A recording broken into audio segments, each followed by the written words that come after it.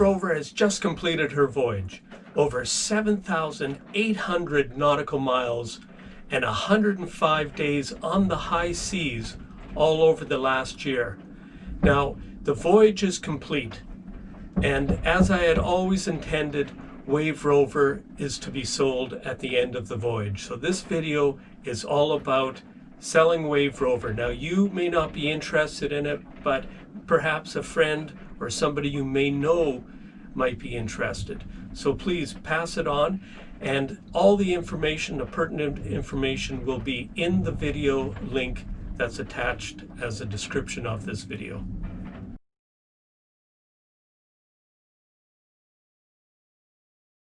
Wave Rover looking forward. Head up to the V-berth. Now, the V-berth is where I keep all my sails. One of the nice things about the setup I have for Wave Rover is the hatch is currently open and the dinghy is on top of the hatch. And because of that, I can keep the hatch open in just about all weather when I'm at anchor or in a marina. Or occasionally when it's fairly calm out on the ocean, I can also do this. Underneath the V-berth is storage and also a holding tank for the head. Now, I don't have the head actually hooked up. It would be a small change to make the holding tank work off the head. Then over on the starboard side, on top of the head, I keep my wet weather gear and life jackets and some other equipment, my safety harness. And on the port side, I keep most of my water. So on the last voyage, which was 33 days at sea, these 4 containers of water that we see right here, that's all the water that I consumed on the voyage. In fact, there was some left over. So midships, I have my galley and the chart table. And there's, of course, lots of storage below. So in this area, I keep my pots and pans and a lot of my food.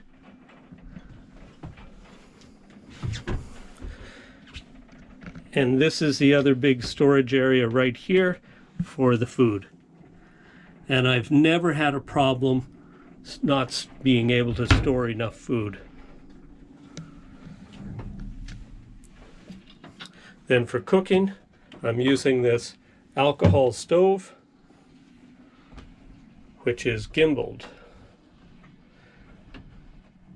And although I had an issue earlier on in some very big and lumpy seas with the pot sliding, now it has never happened again because I've put these bits of wire.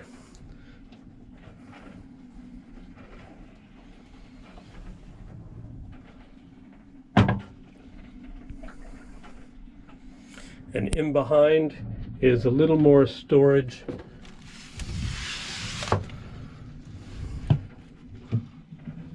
Right here. And this is great for some navigational equipment, sextant. This is where I kept my paper charts and some other publications for my navigation.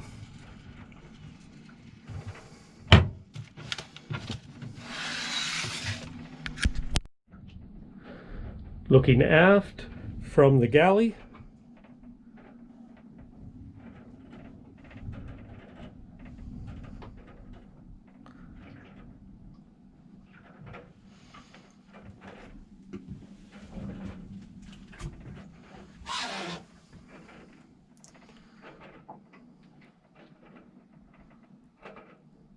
the VHF, which also contains a GPS and an AIS and a compass.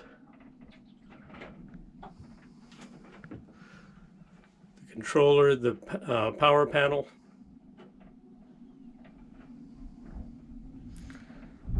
Bilge pump, and there's an extra bilge pump that's included that can be switched out at any time. More water storage, and of course there's a large amount of storage underneath both bunks.